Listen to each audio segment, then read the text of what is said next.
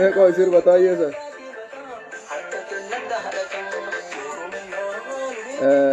Sirba taayee danda'a. Sirba taayee danda'a sanii isinii banaare. Rigaa kasala. Rigaa kasala. Taayee danda'a keerroon si kabala. Akkas jedhami. Meeqoo ikaa.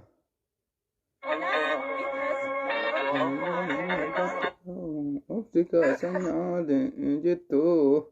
Sirba taayee danda'a. Qo'aasumaan sheer godhadhaanillee. Echara itere sirba rigaa kasalaa garan badde. Sirba rigaa kasalaa isin affeeramuun dhiisa. Rigaa kasalaa. Rigaa kasala. Taayee danda'a rigaa kasala. Rigaa kasala. Irreechi barana dhima ta'eef bar taayee danda'ati. Akkam jirtan ilmaan Oromoo qaqqaali. Baga irreechaalleen isin ga'e. Irreechaallee baga irreeffattanii irreecha gaarii, irreecha jaalalaa, irreecha gammachuu, irreecha bilisummaa isiniif haa ta'u isinin jenna.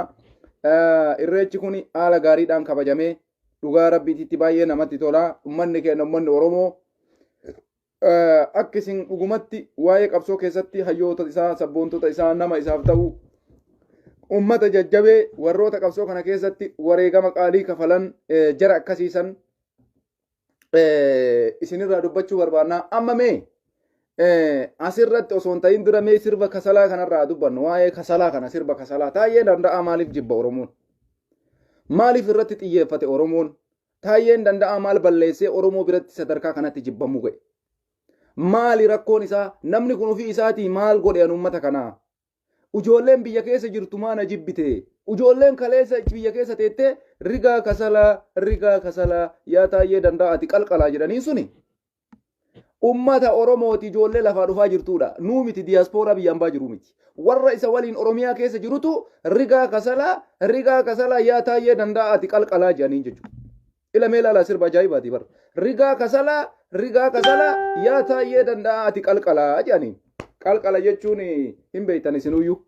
Amma sirba akkaataa garaagaraa jijjiiratee dhufaa jira sirbi isaa jechuudha. Maaliif akkana jibbame namni kun? Maalitti Oromootti balleesse? Inni wayita namni feesbuukaan footoo isaa fokkisee irratti duulu waan qallaan itti fakkaate bara.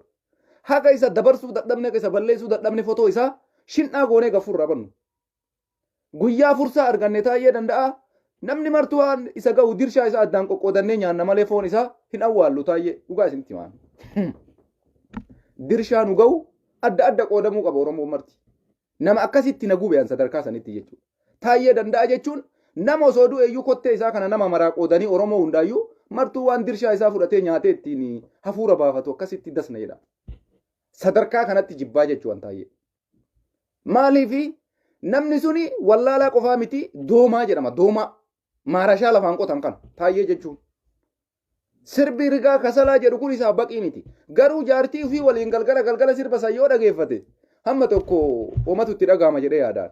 Rigaa kasalaa wayita jedhu sirba kana yoo banate itti dhagahama. Anniiti akkamiiti taayee jala jirtu jedha tokko gaafii natti ta'e. Dheengadda mootummaan caffee irratti yaa'iin itti kaanaanii mucaa wayii qabaa jedheettini mucaa ofii tokko poostii godhe feesbuuk irratti. Taayee danda'a jechuudha ilma qabaanu jechuudhaaf poostii nutti godhe. Namni jaartii qabu, namni ilma qabu, namni akka taayee danda'a kuni. Maaliif jaartiin maan isaatu Oromoon maaliif si jibbaa? Ati maaliif Oromoo biratti akkana jibbamtee? Biyya keessatti Abiyyi Ahmad irraa kaasee haga jalaatitti namni isa waliin hojjetaa jiru nama 1000. Namni biyya san keessatti oppodiyoo waliin taa'ee Oromoo irratti duula dalagaa jiru nama 1000. Niitiin maan isaa ta'e inni galgalaa ganama ilmoo irraa dhalchee ilma qaba jedhee nutti argisiifateemi. Ilma nutti argisiifate bilookii si godhana alu zappakka zappal humar nawi abiyya ziyad summak anatu sanitti si laxxafe yaa ilma washala si baasee jira saree harree naaxanya bilookii si godha dhabamsiisee jira zarii baddeetanii baasee jira maqaa isaallee isinii dubbisee dhabamsiisee la isin martuu dhabama godhaa nama akkasiisan kalb yaa ibnal kalbii kanniin dhabama godhuu isinirra jira. Niitiin maan taayee danda'a? Niitiin maan taayee danda'a? Abdoo Muusaa jedha. Abdoo Muusaa deematillee anatu hudduu ta'e addaan si qabee si fincaa'e obboleessoo. Si galee abdoo hudduu ta'eetitti natu si fincaa'e siin jee jira. Anatu hudduu ta'eetti si tufe akkatti qizanaam. hagas nama lama geggeesse wasakkan Abiyyi Ahmadii yaatee jirti. Tokko kana. Kabira wanti isinii jechuu barbaadu waa'ee Taayyee Danda'a kanatti rigaa kasalaa kanarratti jechuudha. Sheer godhaa biraan gaya. Niitii qaba.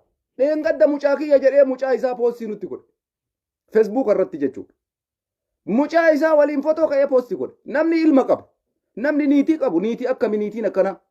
Niitiin dhiirsa ufiin gorfanne. Niitiin nama kanatti achi siixee waa itti naasofne.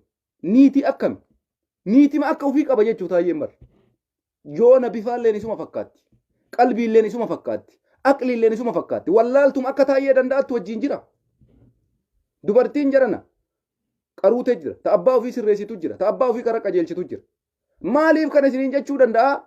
Oromoon maaliif jibbe nama Taayyee Danda'a jedhamu ka jahannamiin fakkaatu kana gurraacha. Gurraacha jahannamiin fakkaatu Taayyee nama jedhamu kana maaliif jibbe Oromoon? Inni hoo Oromoo maal godhe? Akkamitti Oromoo miidhuu danda'e? Akkamitti Oromoo ufitti kaasuu danda'e? Akkamitti Oromoon akka sadarkaa kanatti isa jibbutti Taayyee Danda'a waan akkasii godhuu danda'e Oromummaa isa jibbeessa jedhu kana ofirraa kaafnee alaallu. Ilma qabaa ilma isaa nutti poostii godha. Namni niitii qabu waan godhu keessatti waan dubbatu keessatti sabaaf hojjeta. Ani mootummaa naannoo Oromiyaati dubbi himaadha jedhee achi taa'e. Dubbi himaa naannoo Oromiyaa yoo ta'e waan Daani'eel Kibriit dalaguu fi waan jeneraalii maqaan isaa maa inni namicha Kaasaayee Camadaa hojjetu Oromoo irratti hin hojjetu jechuudha. Taayyeen Danda'a bakka bu'aa paartii Amaaraatii miti. Bakka bu'aa Izeemaatii miti. Bakka bu'aa Baaladarasii miti. Bakka bu'aa dubbi himaa mootummaa naannoo Oromiyaati wasakni kun. Gurraachi bifallee hin qabne ka rabbii waa mara balleesse kun jechuudha. Bineensi kun dubbi himaa mootummaa naannoo Oromiyaati. Maaliif Oromoon isa jibbe? Nama baay'ee jira bar. Namni Abiyyi waliin Oromoo ajjeesaa jiru guutee bar. Rigaa kasalaa. Yaa Taayyee Danda'a keerroo si kabala wayita ijoolleen biyya keessa teettee isaan jettu. Jibbaan hagana muluu isa jibbaa jechuun Oromoo ofiin laaluu inni ofiin xiinxallu. Fotoo isaa gaggaragalchine, fotoo isaa ol garagalchine, bifa isaa gaggalabbadne, arrabsine, koomantii isaa jala yoo seentan. Koomantiin 5,000 isaa barraa'e. Koomantiin 4,900 arraba. Koomantii 5,000 keessa koomantii 4,900 koomantii arrabaati. Namni kun diidamni qofti Taayyee kenna jedhan. Akkamitti namni 5,000 na arrabsa? Akkamitti namni 20,000 na arrabsa jedhee nama ofiin gaabanne baliida wallaala akkana kana jira isa awwaalutu furmaata jechuudha.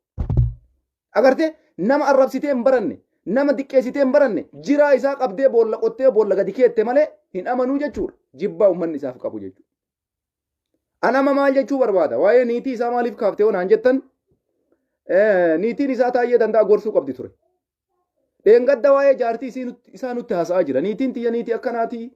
Mana hidhaatitti illee ture baatii agasii gaafa turellee anuma eeydee wajjin gabbayee akkas ta'e. Gaafa niitii akkasii niitii bu'aa qabdu qabaatte. Ati waan dalagaa jirtuuf laalaa hin jirtu isiin maal laaltee sitti hin himne. Facebook irratti si argaa jirti. Moo waa'ee sooshaal miidiyaa kanan fayyadamtu yookaan jaartiin tiyya nama barate jedhaan turre dheengadda. Jaartiin tee nama barate kataate. Maaliif Oromoo irratti duulta jettee maas hin gorsine? Jawaar Mohammad qabsaayaa Oromooti maaf siin hin jenne jaartiin tee? Hacaaluun Hundeessaa Oromoodhaaf du'e maas siin hin jenne jaartiin tee? Oromoon shaneedha jetteen arrabsin maas siin hin jenne jaartiin tee?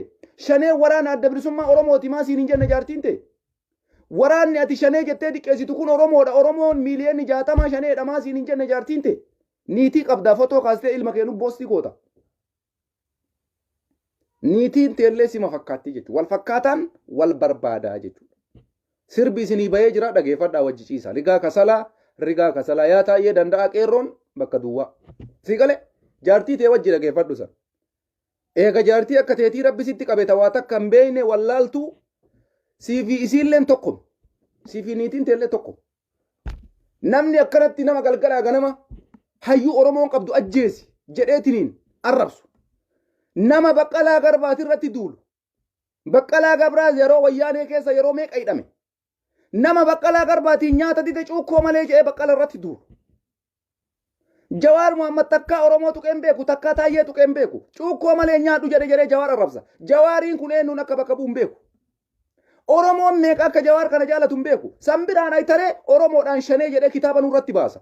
Niitii qaba ilma qaba fotoo poostii nu godha. Namni niitii gaarii qabu namni ilma gaarii qabu akkamitti kitaaba shanee jedhu wayitti inni baasu niitiin isaa itti dhiifti. akkamitti dhiifti niitiin isaa shanee fi juntaa jedhee wayyaanee waggaa 27 nu dura dhaabannee falmaa baanetti nu dabalee maqaa balleessi maqa xureessi akka namichi kun jibbaa Oromoo qabu waraana adda bilisummaa Oromoo waraana umrii isaa guutuu saba kanaaf qabsaa'e waraana Tigraay waliin juntaa fi shanee jedhee kitaaba nutti baasee jechuudha. Niitii akka miree niitiin kana maaf baafta kitaaba akkana maqaa shanee jedhu maa fayyadamtaa? Ati maaliif uummata Oromoo keessaa namni aangoo qabu si caala aangoo qabullee hin jira yaa taayyee wasaka. Qoppodiyoo keessa akka si caala nama ajjeesaa jiru jira. Garuu akka ati jechaan nu miite kanan nu miine. Akka ati arrabaan nu miite kanan nu miine. Akka ati afaaniin nu miite kanan nu miine. Ati waa mara nu miite. Jechaan nu miite. Hojiidhaan nu miite. Hidhaadhaan nu miite. Afaan keetiillee nu miite. Jarri kunoo hidhaa fi saamichaan nu miidha. Ati waa hunda keessaa haftee hin beektu jechuu kiyya taayyee danda'a. Arrabni ati nu arrabsitu warra si duuba taa'ee Oromoo fannisuu fi Oromoo ajjeesisu san caalaa Oromoodhaaf gubata ta'aa jira. Diqqeenni ati Oromoo diqqeessitu Feesbuuka keetirra barreessitee yaa bada doomaa koomantii kee jala seenii nama meeqan arrabse nama meeqatu waan gaarii naa barreesse jedhi ilaali. Waa poostii godhuu kee bichaa miti wasaka taayyee danda'a natu sitti himaa jala sararee. Waa poostii godhuu qofaa miti dubbiin nama meeqatu waan an poostii godhu keessa waan gaarii naa barreessaa maaf hin dubbifne koomantii kee waa barreessuu hin dadhabduure yookaan sadarkaa kitaaba baasuu irra keettee kitaabni ati baaftu narratti kitaaba hojjetta. Ahmad Shaneedha akkasii jettee kitaaba narra baafta. Sammuun kun amma sammuudha doomaadha. Sammuu kan akkasiiti. Sammuu akkasiitii yaaduun sirra hin jiru jechuudha. Kanaaf taayyeen danda'a Oromoo biratti wanni inni jibbameef waa hunda keessatti afaaniin nu arrabsutti Oromoon girrisaa jedhutti Oromoon culullee jedhutti Oromoon shanee jedhutti Oromoon ergamtuu xilaataati jedhuunitti achi garagalee ammoo Oromoo hidhuun Oromoo lafa saamuudhaan Oromoo ajjeesuudhaan waa mara keessatti nama qooda fudhate keessaa isa tokko jechuu taayyeen danda'a. Jarri kuuwwan warri isa duuba jiru nu ajjeesaa jiran dhuga. Nu hidhaa jiran dhuga. Garuu akka isaa kanatti Feesbuuka isaaniitiin galgalaa ganama gadi bayanii hayyuu Oromoon jaalatuun arrabsan, waraana Oromoon jaalatuun arrabsan, nama Oromoon kabajuun arrabsan, jabaa Oromoon jaalatuun arrabsan, cim jedhaniitiin hidhanii hidhaa keessatti us jedhanii taa'anii ilaalaa jiran jechuudha. Inni hoo jabaan isa caala hin jiru, barreeffama isa malee namni barreessu hin jiru, waa barreessuu namni isa malee beeku hin jiru, bakka. Niitii akkamituni niitiin si jala ciiftee ilmoo si dhaltee wayitti ati Oromoo akkana diqqeessitu teettee si ilaaltu. Wal fakkaataa wal barbaadaa siin jechuudha. Baay'ee keessa madaallii siitii fi jaartii teetii waliin taruu jechuu kiyya. Hojii feetee hojjettu intala biyya feetee haa taatu. Yoo barbaachisaa ta'e shamara Bahardaariif Gondar haa taatu rakkoo kiyyaa miti. Niitiin takka dhiirsa ofiin gorfatti beeka. Lakki obboleessoo sibichaa qofaa miti namni Abiyyi Ahmad kaddamaa jiru. Jaalala Abiyyi illee yoo taate akkanatti horachuu hin dandeessu. Waan feete jettee ati Oromoo arrabsiteef Abiyyiin homaa jaalala isaa siin dabalu. Ati Oromoo diqqeessiteef jaalalli Abiyyi Ahmad matarra siin baatu. Akkuma jarri kuuwwan tasgabbayanii uummata isaaniitiif ka hidhanii callisanitti ati maaltu sadarkaa kanaan si ga'e? Maaliif akkana Oromoo jibbitaa? Maa Oromoo irra waa barreessitaa? Maaliif Oromoo diqqeessitaa? Maaliif nama Oromoon jaalatu arrabsita jettee niitiin nama hin gorsine? Niitii akkami nama jala ciiftee akkatti bakka achi yoo gadi baatu niitii tiya jedhee inni Feesbuukaan dhufee viidiyoodhaan nuti niitii akkami niitii yoo ta'e namni martuu hin qaba. Niitiin ati nutti dhaadheessite niitiin ati dheengadda dhuftee seenaa isii nuuf himtu niitii shanee irratti maa kitaaba hojjetta jettee si gaafachuu dadhabdeedha. Isiin ijoollee Amaaraati moo Oromoo? Bahardaarii, dhalaa Gondarii, dhalaa Gojjamii. Maaf sitti hin dubbanne shaneen maal akka ta'e namni wallaalee hin jiru. Oromoo qulqulluudha. Si gale ati har'a aangoo keetiif jecha Abiyyiin Ahmad yoo danda'e sadarkaa osisiisee gara mootummaa naannoo Oromiyaatitti onna haa fiduuf jecha shanee jettee kitaaba nu baasta. San bira kuttee nama siyyuu akka ati dhaabatee aangoo kana argattu si godhe Jawaar Mohaammed cukkoo nyaata jetteen itti duulte nama meeqa Jawaar kanaaf wareegamaa beeyta? Beeyta wada wasaka afaan bichaan sirra taree waa barreessita. Nama meeqatu Baqqalaa Garbaatiif wareegamaa beeyta? Nama meeqatu maqaa shanee ati jettu kana jaalataa beeyta? Tokkoffaa kana mazzanuu sirra jira. Niitiin ati uf jalatti hammattee irra teettee galgala irra utaaltu suni silaa kana sitti muttu irra ture. Si galee ilmoo qabdaa ilmoo dhalchitee nutti gabbaafte maal si fayyada ilmoon keellee? Ilmooma goobanaa ta'a maal fayyada? Ilmoon abbarraan gortu bar. Ilmoon ta'e ilmoo goobanaati. Mucaa dhiiraa dhalchite Oromiyaan saamsifta, Oromiyaan ficcisiifta, bu'aan ilma keetillee saluma. Bu'aa ilma jabaa, ilma gootaan ta'u sun, ilma gadheeti, ilma yartuuti, ilma hattuuti, ilma basaastuuti, ilma sharshaariiti. Ilmi goobanaa Oromiyaa keessa jiraachuudhaan qabu amma booda. Natu sitti maa. Ilmi kee homa takka nuuf hin godhu yoo nu saame malee yaa taayyee danda'a. Ilmi ati nurra dhalchite, ilmi ati dhalchitee footoo nutti argisiifte suni nu saama malee homaa nu hin godhu. Maaliif? Barumsa ati dabarsaa fi jirtuttu aadaa Oromoo cabsuu, safuu Oromoo cabsuu, maalummaa Oromoo balleessuu, Oromoo akkamitti diina, Shaneen xilaata Oromooti, Jawaar xilaata Oromooti, Baqqalaan xilaata Oromooti, Daawud xilaata Oromooti. Kana barsiisaa jirta mucaa keeti. Mucaan sun homaa nuun godhuu jechuudha. Ilma Daani'el Kibriitii fi ilmi kee garaagarummaan qabu Oromoo biratti. Anatu sitti himaa zinaa ilma zinaa. Ana ilmi keetii fi ilmi Daani'el Kibriit tokko akka Daani'el Kibriit jedhe san ittiin sodaachisaa jirta. Shaneensi nyaata, Shaneen bineensa, Jawaar bineensa, Hacaaluun bineensa, Baqqalaan bineensa, Hamzaan bineensa. Kana jettee ilma kee barsiisaa jirta. Ilmi kee nu bakka nun buutu. Si waliin dabarsuudha isallee. Waan bu'aa takka hin qabne ilmoon ati dhalchite, ilmoon ati Oromiyaa irratti waan hin taane barsiiftu bu'aa takka dhuu qabdu. Niitiin teellee tam akka keetiiti siin jaalala. Si dhiisii niitiin tee siyyuu hin geettu si. Ilma kee har'aati wanni barsiisaa jirtu Oromummaa miti. Abbaan fedhe na komachuu dandeessa. Maaf sadarkaa taayyeetitti gaduuf buuftee sadarkaa taayyeetiin umma daaltaa yoo naan jettan dhiifama naa godhaa Oromoo. Ilmoon abbaa gaariitu gaarii ta'a. Ilmoo abbaa bareedaatu bareeda ta'a. Ilmoon gaallee gaallama, ilmoon yartuu yartuma, ilmoon udaanii udaanu. Dhugaa isinitti maal? Oromoon har'a goota yoo qabaate ilmoon sun gootumatti baate, abbamatti baati baate. Amma mucaan taayyee danda'a suni. Isarraa gara takkam godhu bara. Nama gulana Oromiyaa saamuu keessatti, Oromiyaa basaasuu keessatti, ilmaan Oromoo Shanee godhatee xilaata jedhee maaliif kana jetta waan jettan kitaaba baaseera kuno kitaaba jala kaa'ee bara. Mucaan sun dhaloota qubeeti. Mucaa daa'ima amma dhalate. Inni barumsi inni kennaafii jiru Shaneen xilaata keeti jedhan. Itoophiyaan biyya teeti jedhan. Itoophiyaadhaaf wareegami jedhan. Itoophiyaadhaaf du'i jedhan. Jawaariin kun xilaata Oromooti jedhan. Hacaaluun kun xilaata Oromooti jedhan. Nama Oromoodhaa bakka bu'ee hayyatu hayyoota Oromoo kana guutuu seenaa biraa dhaalchisaa jira jechuudha taayyeen. Ilmoo nutti mul'istaa ilmate. Maa si haa goonuuf si haa eebbifnuuf immoo achumaan rabbi sirraa haa oofu siinaa jennuuf. Hin jedhu hangaruu walii galatti ilmi keenuun fayyadu. Ilmi taayyee danda'a Oromoon fayyadu qabadha. Anatu isinitti hima. Sababiin isaa yoo abbaan nu fayyade ilmoon nu fayyaddi jechuu kiyya. Yoo abbaan bu'aa nu buuse ilmoon bu'aa nu buufti. Miliikata isinii kaa'uu danda'a. Saamu'eel Baqqalaa Garbaa abbaa isaatu leencaa mucaan leenca ta'e. Abbaa isaatu gootaa mucaan goota ta'e. Har'a Oromiyaa keessa ta'ee quuqama Oromoo waan saba kanaaf hojjetaa jira mucaan sun osoo barumsa isaatitti jiru. Ilmi taayyee danda'oo Daani'el Kibriit warra nu awwaalu keessaa isa tokkodha. Daa'imni taayyee danda'a isin har'a argitan suni gaafa bakka ga'e basaasummaa irratti Oromiyaa diiguu irratti Oromoo xilaata ta'uu irratti basaasuu keessatti Oromoo hojjechuu irratti ilmi taayyeen dhalche suni waan biraan baratu tanaa dhalatti anatu isinii hima Oromoo. Kanaafi abbaa gaarii qabaadhuu isin jechuu kiyya. Haadha gaarii qabaadhuu isin jechuu kiyya. Haati mucaasanis haadhuma taayyeeti. Taayyeen bu'aa takka hin qabu. Ilmi isaas bu'aa takka nuun buusuu jechuu kiyya. Ilma bilaashaa dhalchite taayyee danda'a.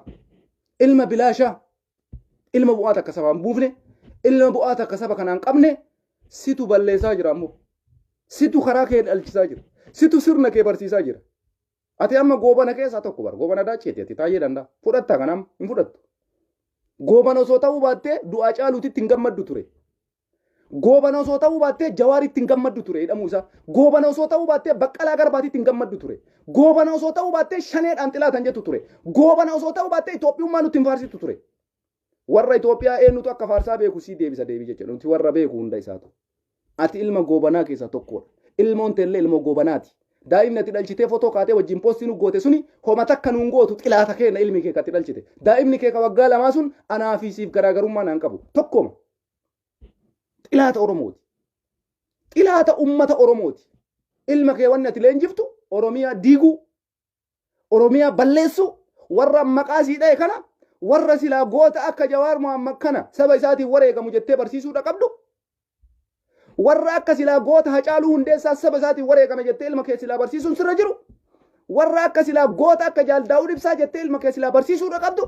Warra akka goota Oromoo waraana adda bilisummaa Oromoo jettee uummata kee silaa ilma keessan barsiisuu qabdu. Ati goonni kee Daani'el Kibriiti jedhaanii jirta ilma kee.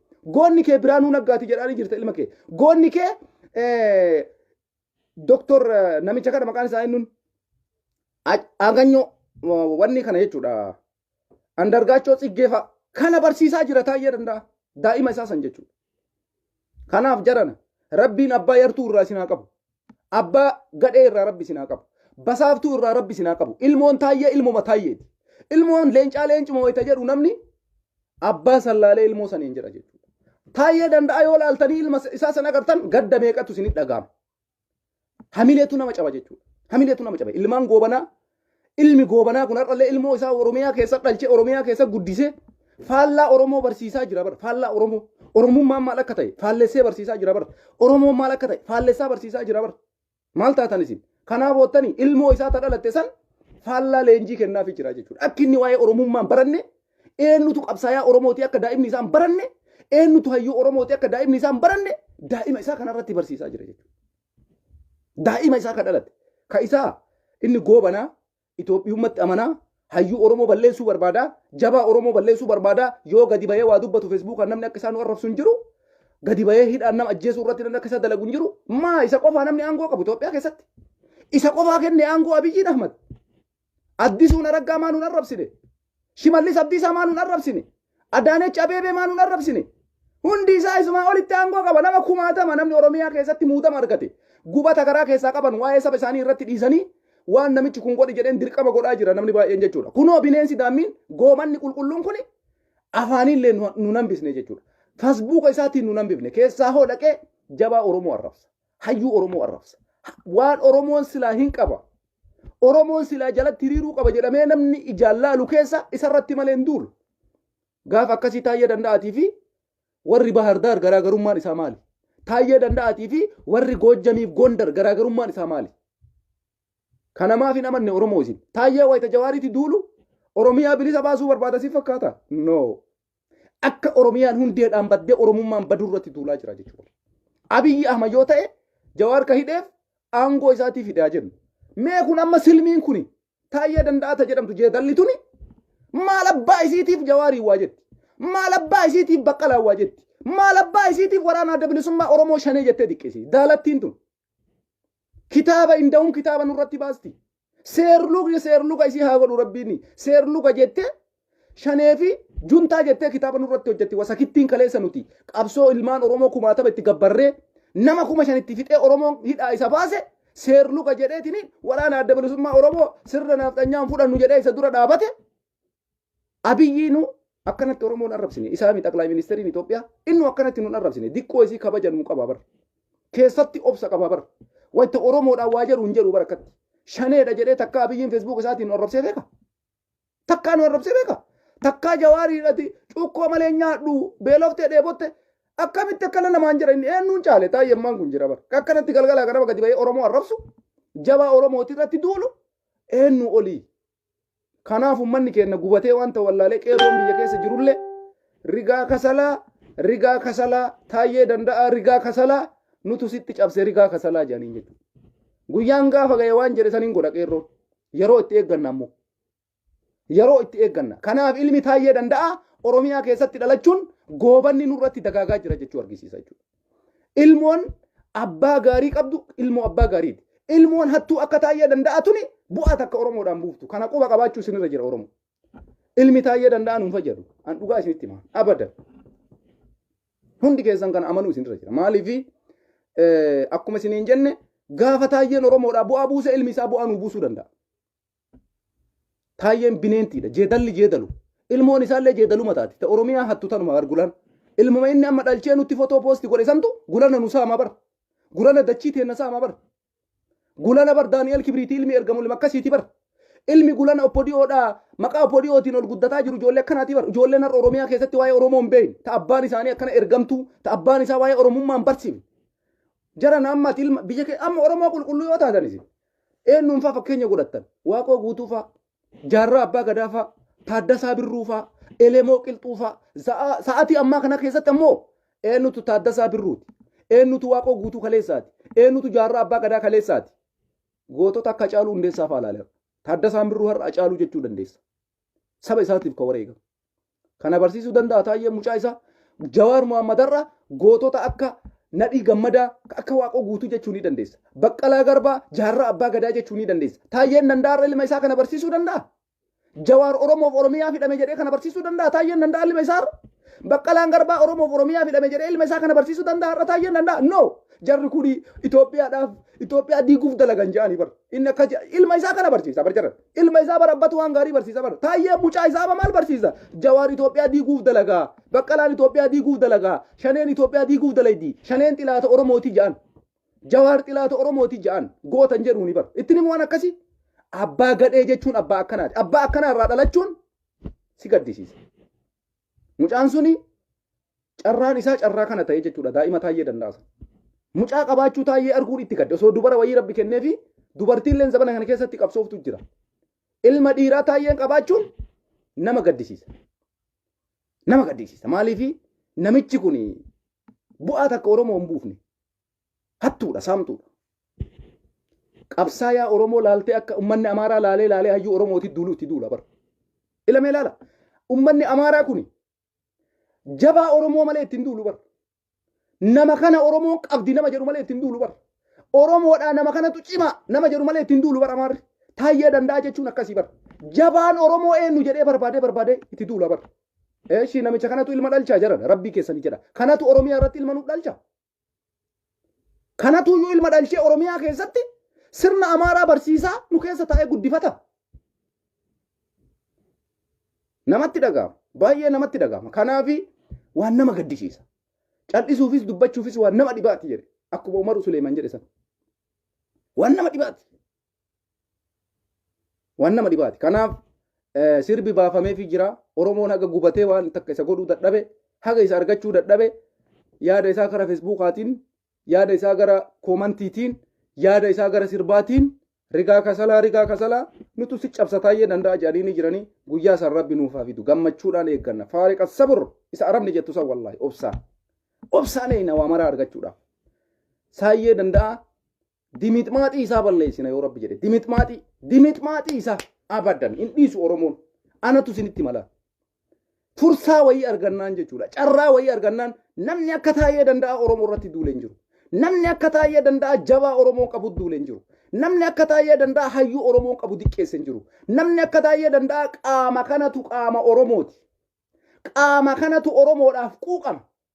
Jedheetiin nama Oromoon itti amanuu irratti namni xiyyeeffatee irratti dalage akka miidiyaa ummata Habashaatitti, akka yuutuubii Amaaraatitti, akka aktiivistii Amaaraatitti, akka hayyuu Amaaraatitti taayee danda'ati. Isinii galaani kana Oromoon haa baratuuf godhaa jirra. Dhaloota kanaaf kennaa jirra. Seenaadhaaf ol kaayataa jirra. Kanaaf ilma dhiiraa dhalchuu keetiif gaddan dhagayame taayee danda'a. Gadda guddaa. Gadda guddaa. Gaddan dhagama. Mucaa dhiiraa qabaachuu keetiif itti gadde'a. Dhugaa siif hima. Mucaa kee safuu biraa barsiisuu, aadaa Amaaraa qabsiisuu, aadaa Amaaraa barsiisuu, waan Amaarri dalagu barsiisuu, Oromummaa akka ilmi kee hin baranne godhuu, hayyuu Oromoon qabu akka faallaa sanii barsiisuu, jabaa Oromoon qabu ilma kee faallaa sanii barsiisuu, amma osoo akka carraa argatee mee warri naannoo san jirtan mucaa taayee danda'a. Mee viidiyoo wayyaa haasofsiisaa mee waan mucaan sun haasawu. Mee rabbii keessanii jaa. Mee taarikuma dalagaa. Warri taayeetti dhiyaattan yoo carraa argattan yoo fursaa argattan mee mucaa taayee danda'a dubbisaa haasofsiisaa. Wanni inni sitti himu takkattiin hin jiru waa'ee Oromoo irra. Waan ummata Amaaraa kana taayeen danda'a itti naqee jechuu bara. Daani'eel Kibriit jegna ya Itoophiyaa goota ebalu akkasi jeneraal Kaasaayee Camadaa goota Itoophiyaati jaan. Kana barsiisaa bar mucaa ofii. Mee viidiyoo wayii mucaa taayee danda'a san yoo taayeen dalagaadhaaf manaa bahu yoo niitiin isaa manaa baatu mana barumsaatitti ijoolleen bakka carraa argattanitti mee haasofsiisa. Haasofsiisa mee daa'ima qaba jedhe namichi kun daa'imni isaa maal akka barataa jiru sirna eenyu akka dhaalaa jiru aadaa nama kamii akka inni barataa jiru isinii ifa bayaa jechuudha. Ijoolleen Oromoo har'a yoo gaafatte hacee sitti himti. Goonni Oromoo eenyu yoo jedhaniin Hacaaluu Hundeessaati siin jetti. Jabaan Oromoo eenyu yoo jedhaniin Jawaar Muhammad siin jetti. Leenci Oromoo eenyu yoo siin jedhaniin Marroodha siin jetti. Hayyuun Oromoo eenyu siin jedhaniin Daawud Ibsaati siin jetti. Gootota kaleessaa yoo gaafatte waaqoo guutuu faasii himti. Sa'atii kanatti Oromoodhaaf eenyu wareegamaa jira yoo jettee gaafatte Jawweedha siin jetti. Baqqeedha siin jetti. Ilmaan Oromoo qulqulluun kana sitti himti. Mee mucaan taayee danda'a kana haa dubbatu ka. Mee gaafadha. Mee gaafadha. Gaafadhaa mee mana barumsaatitti hin barata daa'imni sun. Daa'imni taayee danda'a mana barumsaa ni deema. Umriin isaa akka namachi ilaalee argutti daa'ima yoo xiqqaate waggaa 4-5ti. Daa'imni kun mana barumsaa jira. Oolmaa mana barumsaa haa ta'uu bakka kamittuu mana barumsaa dhaqa. Mee daa'ima sana haasofsiisa. Mee daa'ima sana haasofsiisa. Daa'imni sun ilma Amaaraa qulqulluu naaf xanyaa yoo inni qulqulluu waan Amaarri haasoftu alee waan biraa haasa'i. Anatu sobaadha. Mee mucaa sana haasofsiisa. Haasofsiisa mee daa'ima sana. Ka akkana kanatuyyuu waa'ee Oromoo dubbachuu barbaadaa jechuudha. Taayeen danda'a waan Oromoo haasa'u afaan Oromoo dubbataa afaan Oromoo haasa'aa maqaa Oromootiin deemaa fi malee waan oromummaa waan takka keessaan himatu jechuudha. Kanaaf taayyee wanni inni nu gubuuf wanni inni nu aarsuuf Oromoon jabaa Oromoon qabu hayyuu Oromoon qabu nama Oromoo jaalatu nama Oromoon akka ijaatitti eeggatu akka abashaan itti duultutti abashaa waliin ta'ee nuti nama duulu keessaa isa tokko jechuudha. Kanaaf ilaalchi kiyya taayyee danda'aatii fi warri amaaraa garaagarummaa takkan qaban na biratti jechuudha. Xilaanni guddaan Oromoodha har'a Oromoo keessa taa'ee dachii Oromiyaa irraa waa soorataa dachii Oromiyaa irraa waa funaannataa asiin hayyuu Oromoo balleessuudhaaf namni halkanii guyyaa dalagu isa. Eenyumaa olittu jechuudha. Ka gadi bahee nu arrabsu ka gadi bahee nu diqqeessu nama arrabsitee illee hin galle maan arrabsan hin jenne nama waan feete yoo ati gootu ummanni kun martimaa waanaan jedhan jenne kana qabatamatti harkaan qabattee akkanatti cuunfitee yoo itti argisiifte malee nama amanuu miti jechuudha. Guyyaa san ammoo rabbiin nuun haa ga'u jechuudha. Obsaan eeggachuu jirra. Guyyaa harkaan isa qabnee gaafii hunda isa gaafannu nabsu buru jedhe. Wallaahi obsaan eegaa jirra. Obsa guddaadha. Hin dhufti sunis ammoo way akkanatti hafaa jijjiiramni kun akkanatti nafu bara. Abiyyi yoo guddatee ture haguma mangistuu san tura bara. Lolaan akkana biyya daakee maal godhee tura yoo jedhe haguma mangistuu Hayilemaariyaam san tura. Achi bira hin dabarfannu. Sanuyyuun eegaa fi dheeguun hin beekamu. Waliigalatti jijjiiramni wayii dhufe taanaan jalqaba taayyee danda'a sirraa jammarra laa. Sirraa. Biyya san keessatti furmaanni wayii carraa wayii Oromoon argate taanaan sirraa jalqabnaa siin jenna taayyee. Sirraa jalqaba. Kan atillee shakkiin waadaa seeriitumaan qarallee qophooftee jirta.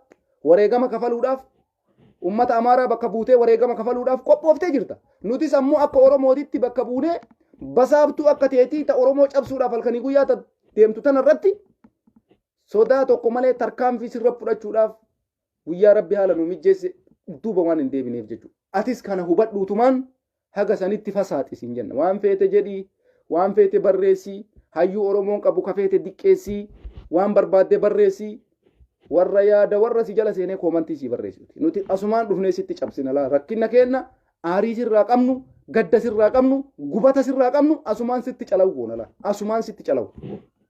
Wanni Facebook irratti barreeffamaan harki nu dhukkubuuf hin jiru. Si galee akkatti akka uummata maraa galutti dhufneetiin dirgimsi goonaa jechuudha. Kanaaf uummanni Oromoo hin beeka nama isaa ta'u. Eenyutu hayyuu isaati, eenyutu jabaa isaati, eenyutu gaarii isaati itti himtanii jirta. Nama ofiin hin beekne, itti himan hin beekne, itti himan hin beekne. Qaruutee moggamarra dhayan goggowwaa dirrumarra dhayan jedhan. Namni akka taayyee danda'a yoo ati halangeedhaan bira dhaabattee shigidim morma kana keessatti goote malee hin galuuf. Hin galuuf. Itti himne, itti duulle, barreeffamaan itti duulle, koomantiidhaan itti duulle, shaxxee morma isaatiitti maruu qofa wanni hafe jechuudha. Shaxxee gowwaa akkanaa kana birmaan dhaabattee shaxxeedhaan garafta akka gaangeeti jechuudha. Gaafa san wanni adaa afaaniin naan jedhan dhugamaa akka jiru hubachuu danda'a gaafsan. Har'a itti himnee jirra waan baraa barbaachisu jenneen amma sanumaa irratti ilmoon ta'e ilmoo goobanaatii siin jedhan. Daa'imni ati Oromiyaa keessatti dhalchitee nurra guddisaa jirtu Oromoodhaaf bu'aan qabuu siin jedhan taayyee danda'a laal. Ilmi kee siin garaagarummaa takka hin qabu. Ati ilma kee ka barsiisaa jirtu Daawud Ibsaa xilaata Oromootii barsiisaa jirta. Tokko jedhi taayyee danda'a. Lammata Shaneen xilaata Oromootii barsiisaa jirta. Lama. Sadaffaa Jawaar xilaata Oromootii barsiisaa jirta ilma kee. Sadii. Afraffaa Baqqalaan Garbaa xilaata kee barsiisaa jirta ilma kee. Kanaafuu ilmi kee sun Oromoo fayyada. Taayyee danda'a. Fayyada ilmi kee sun Oromoo. Niitiin tee hoo. Tokko maa jechuu isin lama. Kanaaf mucaan keessan nu biratti zakaa. Nama zakaa baafate zakaa fixrii beekta. Qabeenya tokko godhattee midhaan faa alaa galfattee wayita haamaa jedhu waan tirfii godhu uummata miskiinaa kennan. Ilmi kee ilma zakaati. Nu biratti Oromoodhaa bu'aan qabu jechuudha. Zakaa yoo beekte sii gala jechuudha. Zakaa jechuun qabeenya kee tokkorraa waan kennitu. Waan nama miskiinaa kennitu, waan nama hiyyeessaa kennitu. Ilmi ati Shaneen xilaata Oromooti jettee aadaa Oromoo barsiiftu. Ilmi ati Jawaar xilaata Oromooti jettee waan akkasii barsiiftu. Ilmi ati Hacaaluun xilaata Oromooti jettee waan akkasii barsiiftu. Oromoodhaa maal godha? Zakaa jennaan jechuu ilma akkasii. Osoo sitti hafee dhalchuu baatte. Si galee taayyee danda'a. Osoo sitti hafee. Namni kamuu inuma dhalcha bara. Goota qofa dhalcha isinii fakkaata. Gadheen akka taayyee illee dhalchite kun olaana. Gadheen akka taayyee danda'allee ilmoo dhalchuu inuma dandeessi bara. Rabbitu simmeetii sii kennaa. Fedhii sirra jiraa. Jaartii qabdaa. Irra utaaltaa. Tirgim waan daqiiqaa takkaati. Dhalchite ilma bakka. Gaafa kana hoo ilma kee maal barsiifta? Kuni xilaata Oromooti, Jawaar xilaata Oromooti, rigaa kasalaa, rigaa kasalaa. Tirgimsi godhe qeerroon. Qeerroon abdii sabaa dhukkeessitti kaase jechuudha. Dhiirummaadhaa fi namni kan ilma dhalchu jira. Madaqoolleen ilma inuma dhalchiti jechuu kiyya. Sidii galee madaqoon akka taayee danda'allee dhalchuu inuma dandeessi. Maaliif nyaatee dhuga simmeetii qaba waan ta'eef. Dubartii waliin yoo bulte carraa yoo walitti sii qajeelche tirgim dhalchite. Ilma dhiiraa gadhuu ka dubartii godhu rabbi. Isa waan taayee murteessu miti. Kanaaf ilmi kee garuu nu biratti ilma zakaatis hin jennala. Oromoon ilaallatu. Ilmi ati waa'ee Daani'el Kibriit barsiiftu. Ilmi ati waa'ee Jeneraal Kaasahee Camadaa barsiiftu. Ilmi ati waa'ee faallaa Oromoo barsiiftu. Ilmi ati kitaaba kee jala keettee shanee jettee waraana adda bilisummaa Oromoo ilma kee kana shanee xilaata Oromoo jettee ilma kee kana barsiiftu. Amma ati dhugumatti abbaa ilma Oromoo jamtee waamanta. Baay'ee namatti gaddisiisa. Footoo mucaasanii foosii nu godhuun osoo nu dhiifte maal sii qaba? Osoo nu dhiifte. Dheengadda caffee Oromiyaa irratti gaafii gaafatee deebii dhabee aangorraa kaasanii itti gorsaa kantiibaa Shawaa Kaabaa goonaan ani ilma qabaa jee ilma nu mul'ifatee jechuudha. Maan nu fayyada ilmi kee? Atuu nu fayyadne ilma keetu nu fayyada. Yoo ati bu'aa qabaatte ilmi kee bu'aa qaba. Ati nama qeerroo galgalaa ganama nyaatee lafarraa fixe. Nyaattee fixu osoo hin taane jechaanis miite, arraba keetiinis miite, hujiidhaanis miite, waa maraan nu miite ati. Kanaaf taayeen danda'a uummata akka nu fayyadu. Nama aarsa dhugaa rabbiititti nama gaddisiisa. Maaliif nam tokko hojjetaa mootummaa naannoo Oromiyaa ta'ee ijoollee teenna kamana hidhaati guuree hidhaa keessatti azabu bira taree feesbuuka isaatiin miidiyaadhaan gara miidiyaa garaagaraatiin yeroo dhufu jabaa Oromoon qaburratti namichi kun akka ittiin nu diqqeessu yeroo OBN carraa isaa godhee isa affeeru yeroo noobiyaa miidiyaan isa affeeru yeroo miidiyaa maaliin isa affeeru akka ittiin hayyuu Oromoon qabdu nama kanatu Oromoodhaaf wareegamaa jira bara kana keessa jedhee nama Oromoon itti amanu malee irratti hin duulu bara. Tokko kana wanni taayee danda'a itti Oromoo ittiin miidhe. Lammata ummanni Amaaraa hoo akkuma amma inni filatee irratti duulu kanatti namni ummanni Amaaraa jibburree warruma taayeen jibbu kana. Sababii isaa beekan ammoo Amaarri ammoo Amaarummaa isaaniitiif nu miidhan jarri kun. Warri kun warra Oromoodhaaf halkanii guyyaa wareegama kafalaa jiru waan beekaniif balleessuudhaaf duula haa jennu Amaarri. Amaarri mee sirrii jira waan ofii barbaadaaf godha. Kuni ammoo ani Oromoodha nuun jedhanu keessa taa'ee wayita waan kana ga'u dalagu Oromoo tamtuu namicha kanaaf bakka qabaa jira baran. Oromummaan isaa koomantii takka barreessitu ani yoo niitima isaatii fi soddaawwan isaa taate malee Oromoon qulqulluun taayyeedha waa koomantii barreessitu jirti jedhee yaadu. Sababiin isaa waan takka waan Oromoo ilaallatuuf keessaan qabu dubbiin namicha sanii. Waraanni inni shanee jedhuun waraana Oromooti. Oromoo waraana kiyya jedhee kaleessa galgala itti himte ijoolleen. Finfinnee keessa dhaabattee waraanni adda bilisummaa Oromoo waraana kenna nuti shaneedha jetteen. Shanee jechuun Oromoodha walumaa galatti. Innis kana inuma beeka. Ergamtuu diinaa waan ta'eef nurratti duula malee ergamtuu diinaa waan ta'eef carraa argatee nu diqqeessuu barbaada malee hin beeka shanee jechuun Oromoo akka taate. Mataa isaatii beeka. Osoo har'a aangoo kanarraa kaasanii guutumatti ari'anii as deebi'eetiniin dhiifama Oromoo gaafachuu yaadaa bar wasa inni kun. Bariin godhaa bar. Osoo amma aangoorraa ari'anii muluu dhabamsiisanii. Oromoo na kolchaa dhiifama naa godhaa jedhee warwaataa bar jiraachuudhaaf. Oromootamtu si dhagaa. Hin jiru jechuudha. Kanaaf sirba ajaa'ibaattuu bahee fi rigaa kasalaa. Dhageeffadhaa sirba san. Sirriitti dhageeffadhu taayee. Sirriitti dhageeffadhu sanumaayyuu galgala mucaa kee waliin jaartii tee waliin banadhaa nama sadiin ilma qabdaami. Bani mucaa keetiillee haa dhageeffatu. Maa qofaa kee dhageeffatamaa. Daa'ima keessaniillee bani rigaa kasala. Irreecha irratti si faarsanii miree sirba irreecha irratti si bahee bara. Maaliif kophaa kee ilaalta feesbuuk irratti manatti hin galii jaartii tee waliin mucaa keessan waliin kabiraallee yoo qabaatte bakka takka dachaasi ijoollee tee sirba san banadhaa waliin dannasa. Rigaa kasalaa itti dhiichisa. Yaa taayee danda'a qeerroon shigidim. Hin beekta kaasaan itti guuttadhaa jubatti sinummaa. Kanaafi bifa saniin itti affeeramaa galgala konsartii godhaa nama biraallee itti affeeradhaa. Bootaa tolfadhaatiin ittiin dhiichisa. Sirba isin fakkaatutu isinii bahe. Qeerroon ati galkanii guyyaa diqqeessaa baate irreecha irratti sitti cabsite jechuudha. Sitti cabsite. Nuti shaneedha siin jette. Nuti Oromoodha siin jette. nuti waraana adda bilisummaa Oromoo waliin jirra siin jette. Nuti gadhee akka keetiitiif bakka hin qabnu siin jette. Sirba sana immoo akka itti fayyadamtu abdii qaba. Kophaa kee osoo hin taane niitii teessan waliin. Niitii bu'aan qabne san. Ilma keessan ilma bilaashaa. Ilma goobanaatii bu'aa takka nuun qabu. Dhageeffadhu waliin waan maraayyuu. Ilma Oromoo hin fayyadne nuti amma booda bakka hin qabnuuf. Ilmi keellee kam akka keetiiti. Oromoodhaa bu'aan qabu. Niitiin teellee tam akka teetiiti.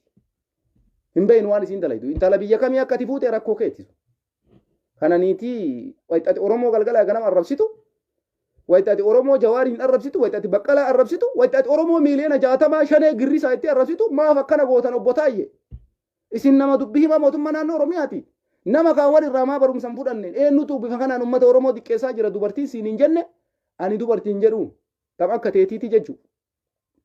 Si galee kanaafi rigaa kasalaa sirba san akka galgala maatii kee hunda waliin dhageeffattu asumaan affeerraa si godhee jira jechuu kiyya qeerroo. Si galee Taayye naan dhageeffatta sirritti. Si galee kanaaf maatii kee hunda walitti qabii fakkaattota akka keessanii hunda walitti qabaa dhiichisa. Sirba kunuu isinii guddate sirba ajaa'ibaatu isinii bahe. Rigaa kasalaa yaa Taayyee danda'a. Marroon bakka duwwaa yaa Taayyee danda'a qeerroon bakka duwwaa itti guuttadha isinuyyuu itti guuttatta. Kanaaf hayxi jirtu tana nuti waan fedhallee yoo ta'e namni Oromiyaa keessatti aangoo qabu si qofaa miti. Namni Abiyyi Ahmad kaddamaa jiru si qofaa miti. Namni Abiyyiidhaa ergamaa jiru si qofaa miti. Garuu Oromoo arrabaan kamiidhe Oromoo jechaan kamiidhe hayyuu Oromoo jechaan kamiidhe jabaa Oromoo jechaan kamiidhe waraana Oromoo jechaan kamiidhe adda durummaadhaan si yaa Taayyee danda'a. Quba qabaadhu kana laa. Namni Oromoo arrabsee arrabaan miidhe. Namni Oromoo diqqeesse. Namni jabaa Oromoo diqqeessee arrabaan miidhe. Si qofa Oromiyaa keessa qondaala Abiyyiin Ahmad galgala ganama ergatu keessa namni akka keetii jechaan ilmaan Oromoo miidhe hin jiru. Namni akka keetiititti jabaa Oromoo laalee itti duulu hin jiru. Hayyuu Oromoo laalee itti duulu hin jiru. Gaafa kana siifi warri Bahardar garaagarummaan kee maali? Siifi warri Gondar garaagarummaan kee maali? Dubbi himaa mootummaa naannoo Oromiyaati moo dubbi himaa yuutuubii Amaaraati ati? Dubbi himaa mootummaa naannoo Oromiyaati moo dubbi himaa Daani'el Kibriiti ati? Dubbi himaa naannoo Oromiyaati moo dubbi himaa Bahardaari ati? Eenyu bakka buutee achi taa'aa jirta? Tayyib Oromoo bakka buutee kaachiteette maaltu waa'ee Oromoo barreessuu si gahe? Dubbii si kennan hojii si kennan hin ooftu. Moo hojii keettu nama arrabsuudha? Hojii keettu nama xiqqeessuudha? Hojii keettu hayyuu Oromoo arrabsuudha? Hojii akka namaa fudhatta yoo akkas ta'e. Ani Oromoodha jaa ilma dhalchee ilma nutti argisiisa. Maa itti qoona ilma kee ilma zakaa? Ilma dhalchite ilma bilaashaa? Ilma gaafa guyyaa waggaa 5 gaafa ga'e akkamitti basaasummaa baradhaa? Akkam godhee lafa Oromiyaa qurcadhaaf olii gaffiigu? Maatti goona kana ilma akkana arguuyyuun barbaannu ilmi sirraa dhalate dhugaa sitti maa siif ilma keellee argaa keessan hin feenu maan ati nun fayyadne ilmi kee maa nu fayyadama yoo ati bu'aa nu buufte daa'imni tee bu'aa nu buusti bar daa'ima Daani'el Kibriiti itti fayyadamu Oromoon bakka hin buutu wasaka kitaaba mana jira bar kitaaba keessan mucaan sun amma nama dubbisuu danda'u yoona sa'a kanatti sa'aatii sanitti daa'imni sun maal barata kitaaba kee kana dubbisee shanee jechuun Oromoodha. Ati garuu akka birii barreessite xilaata Oromooti jechee xaafteef daa'imni kee kun xayyib eessa dhaqa gulan. Qaxxita Bahardaarii galchina siin jaa gaafa carraa arganne. Maatii kee waliin si fuune naannoo Amaaraa keessa gassinayna. Naannoo Amaaraa Gondariif Gojjamitti Oromoon ilaallattan isin hunduu. Hundi keessan bayaa Oromiyaa keessa. Hattoota. Uummata bu'aa takka hin qabne kanneen. Uummata bu'aa takka hin qabne ilmoo nurra dhalchiti sanumaayyuu mee ilaala. Ilmoo dhiiraa nurra dhalchite saafuu faallaa aadaa Oromoo kitaaba baastee fi mana keettiif jechuudha. Isin marti amma mee jarana waa'ee ilmaa kanarratti hin qalladinaame. Amma namni marti bakka jirtanitti ijoollee teessan maal barsiisaa jirtan? Jawaar goota Oromooti. Haceen goota Oromooti. Oromoodhaaf jecha wareegame. Ilma dhaloota kana ittiin ol guddataa jira jechuudha. Waaqoon guutuu qabsaa'aa Oromooti. Oromoodhaaf wareegame. Ittiin ol guddataa jira jechuudha daa'imni sun. Jaarraan abbaa gadaa qabsaa'aa Oromooti. Daa'imni sun ittiin ol guddata. Hacaaluun akkas jawaararra Oromoodhaaf jecha mana hidhaa jira. Hidhaadhaa hin bayaaf hin ba'uun hin beeku. Goota Oromooti. Maaliif hidhame? Oromoo ajjeefamuun laalu, Oromoo du'uun laalu, Oromoo soomamuun laalu, Oromiyaa diigamtuun laalu, wareegama kafalee waaqoo guutuu ta'a jedhe. Hacaaluun hundeessaa du'eetiniin waaqoo guutuu ta'a jedhe. Du'ee waaqoo guutuu ta'e. Taayyeen danda'a amma jawaariin aangoo fidhamee jira taayyeen. ilamee laala. Amma taayyaa mucaa isaa Jawaar aangoo barbaacha hidhamee, Baqqalaan aangoo barbaacha hidhamee, Hacaaluun aangoo barbaacha du'ee. Kana wanni taayyeen daa'ima isaa barsiisu. Maali abbaan akkanaa Oromiyaa keessa taa'ee ilma nurra dhalchu. Rigaa kasalaa kana nurraa baasa. Baasa Oromiyaa keessa nurratti dhalchaa jirti diqaala. Jarri kuni yaa'uudha qaban. Ilmaan isaanis nun fayyaddu, innis nun fayyadne. Kanuma siin jedha yaa taayyee danda'a. Siif ilmi keellee nuuf bu'aa takkan fiddan. Guyyaa carraa argannetti akka itti Oromiyaa keessaa sin baaf nun beeyna nuyyuu. Kanuma siin jedha Oromoon hundi dubbii taayyee danda'a kan akka salphatti ilaalina. Namichi kuni xilaatummaa nuu qabu jabeennarraa kitaaba nurra baase. Kitaabni inni shanee jedhee waraana Oromoon qabdu waraana adda bilisummaa Oromoo irratti baase suni ana haga lubbuudhaan jiru hin dagadhu. Haga lubbuudhaan rabbi na kaa'e natti dhagayama. Waa'ee kitaaba taayyee sayyoo yaadadhu jechuudha. Barreeffama isaa Facebook irratti yoo guyyaarraa laaltan namatti dhagayama. Garuu namni Oromiyaa keessa taa'ee Abiyyi Ahmadiif hojjechaa jiru isa qofaa miti bara. Hisaaban qabu nama 5,000 qaba obbo Diyoon hojjettoota 5,000. Miliyoona 5 moo 5,000 akkas. Miliyoona 5 kana keessaa namni akka nama kanaa Oromootti duuleen jira. Namni akka nama kanaa hayyuu Oromoon qabu xiqqeessan jira. Beekumsummaan isaa kun eessaa dhufe jaba. Yaa ergamtuu Amaaraa yaa taayyee danda'a naaf xanyitti. Hattuudhaati hattuu Amaarri ergattu jechuun taayyeedha. Hattuu. Kanaaf yoo namni yaada qabaattan jiraattan carraa isinii kennaa seenuu dandeessu. Dhiifama naa godhaalle simmeetii keessa galee haasa'e. Wallaahi na aarseyan taayyeen danda'a ija Oromoo jabaa Oromootitti malee hin duulu kanatu namatti dhagayama jira. Muudama yoo taate taayyee qofaa miti Oromiyaa keessaa muudama akka qabu bara. Miliyoona 7-8 qaba Abiyyiin sarratanyaa akka Itoophiyaatitti keessa waliin biyya bulchaa jiru jechuudha. Maali kuni qancarri namichaa wanni galgala ganama hayyuu Oromootitti duuluuf jabaa Oromoo xiqqeessuuf hayyuu Oromoo xiqqeessuuf.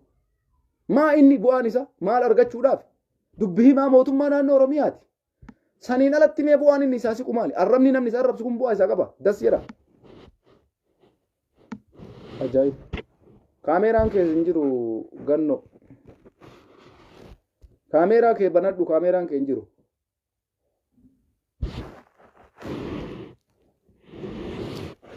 Bilchiginnaan tokko haaseenuu jiru.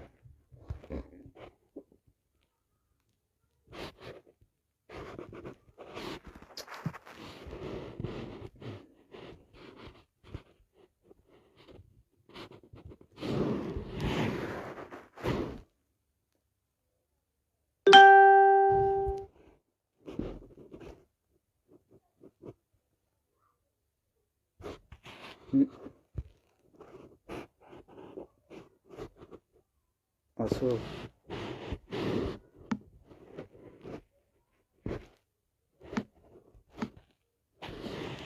biloogii godhe bannaa ijoollee isin seensisadhee biloogii isin godhe nama baay'ee dhiifama viidiyoon hin jiru isin seensisuu hin danda'u achi as ergadhaame na biraa mul'atu bakka viidiyootti hin jirre achi as ergadhaa isin as ergadha nama lamaa dogoggoraan bilookii isin godhe dhiifama naa godha.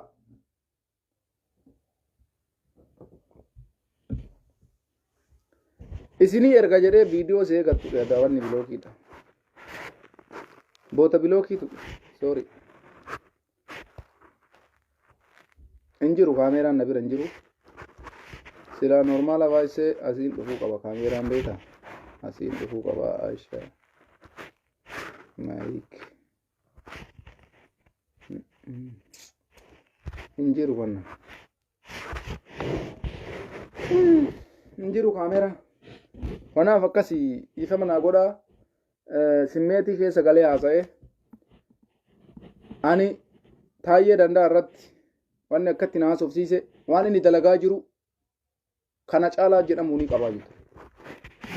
Garuu naganuma nama jechaa dhaga'uu miti nama itti man dhaga'uu miti kuma isiniin jenne yoo shaxxeen bira dhaabatanii garafa malee nama dhaga'uu miti. Kanaaf galatoomaa irreechi Finfinnee keessatti haala gaariidhaan geggeeffamee xumuramee garuu bushooftuu irratti ka intarneetiin illee uguramee jira jedhamee jira. Kanarraan ammoo uummata keenya karaa itti cufanii akka gara irreechaatti dabree irreechan irreeffanne qeerroon uguramee jira. Waliigalatti ka mee lallaga galgalaatitti irree shibushooftu akkamitti xumuramaa nagaan addaan galaa waan mootummaan abbaa irree kun ummata godhu walumaan kalaallu ta'a. Ayyaanaa ta'a galatoomaa guyyaa gaarii qabaadhaa. Aganuma taa'ee danda'a kanarraa dubbachuu dhufe rigaa kasalaa sirba jedhu ittiin akka bohaartan abdii qabna. Nagaan jiraadha.